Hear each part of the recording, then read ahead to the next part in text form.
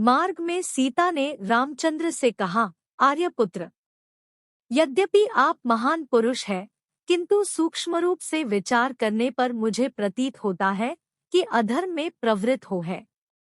हे नाथ, इस संसार में कामजनित 3 दोष ऐसे हैं जिनका उन्हें परित्याग करना चाहिए। पहला कामजनित दोष है मिथ्या भाषण, जो आपने न तो कभी किया है और न ही कभी करेंगे। दूसरा कामजनित दोष है परस्त्रीगमन। आप एक पत्नीव्रतधारी और महान सदाचारी हैं, अतः यह कार्य भी आपके लिए असंभव है। तीसरा कामजनित दोष है बिना वैरभाव के ही दूसरों के प्रति क्रूरतापूर्ण व्यवहार। यह तीसरा दोष अर्थात क्रूरतापूर्ण व्यवहार ही आपके समक्ष उपस्थित है और आप इसे करने जा रहे हैं। आपने इन तपस्वियों के समक्ष राक्षसों को समूल नष्ट कर डालने की जो प्रतिज्ञा की है, उसी में मुझे दोष दृष्टिगत हो रहा है। आपके लक्ष्मण के साथ धनुष धारण कर इस वन में प्रवेश करने के कार्य को मैं कल्याणकारी नहीं समझती। मुझे यह उचित नहीं लगता कि जिन राक्षसों ने आपको किसी प्रकार की क्षति नहीं पहुंचाई है, उनकी हत्या करके आप व्यर्थ ही अपने हाथों को रक्तरंजित करें। मेरे दृष्टि में यह अनुचित और दोषपूर्ण कृत्य है। महाबाहो, पूर्व काल में किसी पवित्र वन में ईश्वर की आराधना में तल्लीन रहने वाले एक सत्यवादी एवं पवित्र ऋषि निवास करते थे। उनकी कठोर तपस्या से इंद्र भयभीत हो गए और उनकी तपस्या को भंग करना चाहा।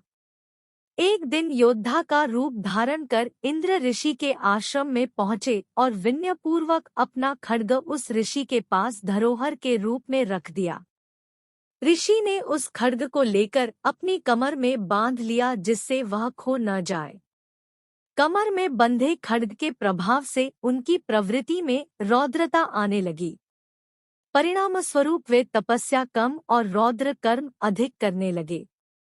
हे स्वामी, शस्त्र और अग्नि की संगति एक सा प्रभाव दिखाने वाली होती है।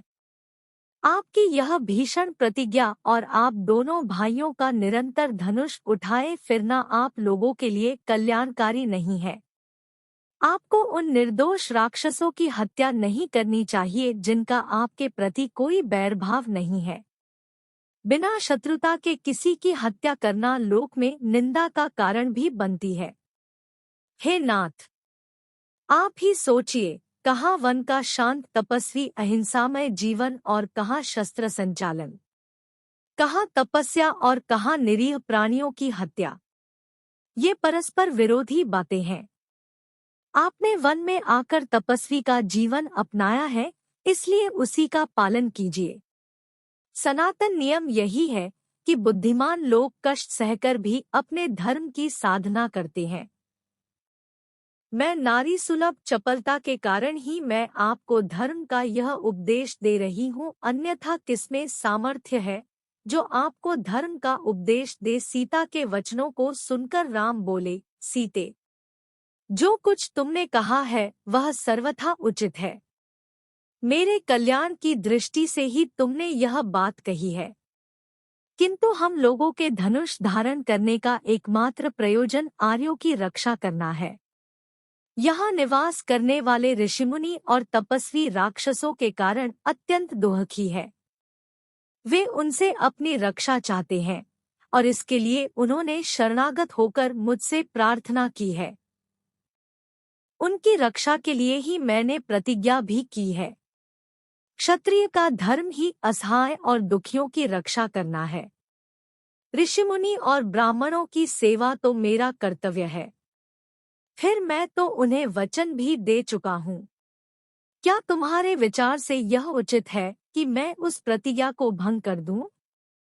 तुम यह कदापि नहीं चाहोगी कि मैं प्रतिज्ञा भंग करके झूठा कहलाऊं, क्योंकि तुम जानती हो कि सत्य मुझे प्राणों से भी प्रिय है और अपनी प्रतिज्ञा का पालन करने के लिए तुम्हारा और लक्ष्मण का परित्याग